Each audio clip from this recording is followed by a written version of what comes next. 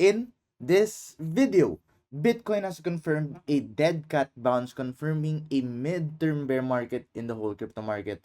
At the same time, Ethereum dominance got rejected heavily at this massive resistance. Stay tuned to know more. So hi guys, and welcome back to another Gabs cryptocurrency video where we trade by data and not by hype. And if you haven't subscribed to my channel, click the subscribe button down below and hit the notification bell so you won't miss out videos like this. So yeah, let's now dive into this video. So, yeah, ayun nga, medyo masakit yung lalamunan ko actually this morning, and I'm not sure if it's because of the weather or something, but I'll still do my best to make you a video and give you the updated analysis. And if you don't want to miss yung mga updated analysis na binibigay ko, especially yung mga hindi na nakapost, you can check out my IG channel sa description down below. Meron akong Instagram channel kung saan ko pinopost lahat yung mga magiging updates ko at magiging short-term trades ko.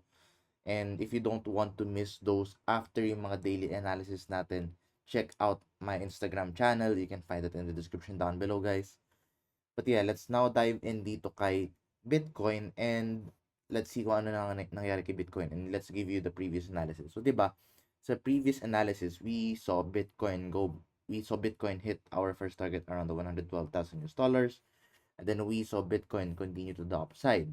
And then nung umakita si Bitcoin around the 116k, we were expecting consolidation kay Bitcoin between the 116 and 117k, which we saw exactly.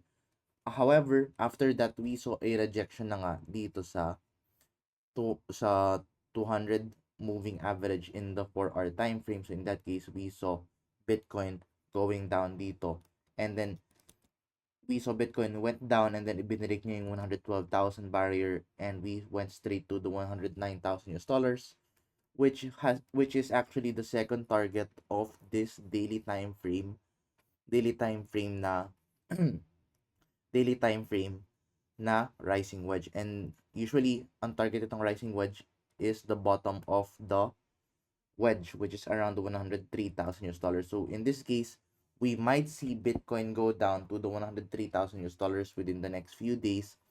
But ito yung mas crucial dito kasi, guys.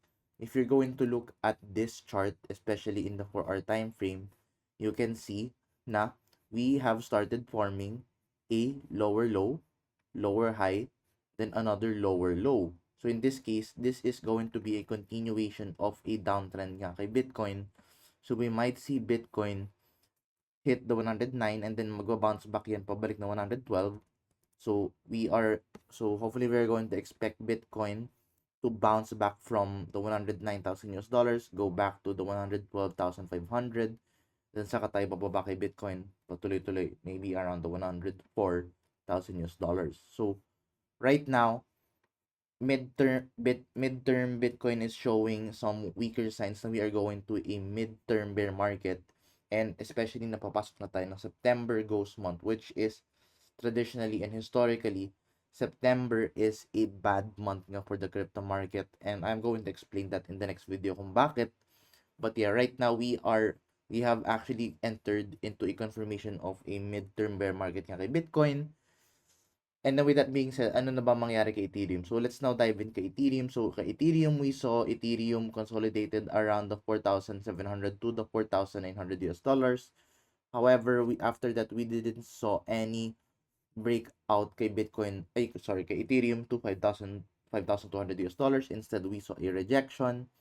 But right now, ano ba nangyari kay Ethereum? So the reason for this rejection na nakita natin dito kay Ethereum is because of the Ethereum dominance. So, di ba sinabi ko sa previous video na if we want to see Ethereum go to break new all-time highs, Ethereum must break this Ethereum dominance barrier na nag-form in the weekly time frame dito kay Ethereum to Bitcoin dominance. So, another recap ulit, whenever na Ethereum dominance is increasing, that is going to indicate Ethereum is going to perform better than Bitcoin. But if let's say Ethereum dominance is declining, that is going to indicate Ethereum is going to decline further as compared to Bitcoin. So right now, if let's say ang mangyari nga dito is magkaroon ng bounce dito kay Bitcoin, ang mangyari kay Ethereum dito is, if let's say, ayun nga, diba, nag-bounce si Bitcoin, tapos yung Ethereum dominance is pababa, ang mangyayari dyan is Ethereum would just more likely going to consolidate sideways or mag-increase pa naman siya paunti-unti, but as compared to Bitcoin, it's not going to be a very big move. But if let's say biglang bumaba na nga si Bitcoin, lalong babagsak si Ethereum if pababa ang Ethereum dominance. So that is a clear thing na we have to watch out. So this could indicate na it could pause the Ethereum bull market nga, especially na we are seeing some bad signs kay Bitcoin. So in this case, we might have to step outside muna kay Ethereum and wait out for this one before entering into any big trades. Now on top of that, we are also forming a new channel dito kay Ethereum, which is holding support around the 4,360 US dollars. At the same time, if you are also going to open the RSI, you would actually see na we are starting to form somewhat of a bearish divergence nga kay Ethereum. So this could indicate na maybe around mid-September, we might see Ethereum go down back to the 3,400 US dollars. So right now, we are seeing early warning signs within the crypto market for the September ghost month or September red month nga, which is we usually traditionally see kay crypto market. So right now, siguro for the short term, I'm expecting Ethereum to somewhat go back to the, kasi if you're going to look at this chart, let's open this chart for the short term naman. We are expecting Ethereum to maybe go back and consolidate between the 4,300 pabalik ng 4,000, let's try ito, 4,480 US dollars. So in this case, we might see Ethereum consolidate dito muna. In that case, I might or actually I've opened a long position pabalik nga dito sa 4,200 US dollars and then 4,480, 4,420 to 4,480 US dollars target ko dito. So yes, nag-open muna ako ng short-term long position, then let's see kung saan siya mag-play out. But yun nga, considering na we are seeing some bad signs kay Bitcoin, at the same time Ethereum dominance is hitting resistance, I don't expect na Ethereum would go a very good bullish movement na for the time being. I think this is more likely na indicating na pahinga muna si Ethereum, especially na nakikita nga natin bad indicators kay Bitcoin. And yun nga guys, if you don't want to miss out these trades, make sure to check out yung Instagram channel ko nga. Yung nagpo-post ako doon guys ng mga updates ko daily with all crypto market as well as yung mga updates ko sa mga updated trades. So make sure to check out my Instagram channel in the description down below.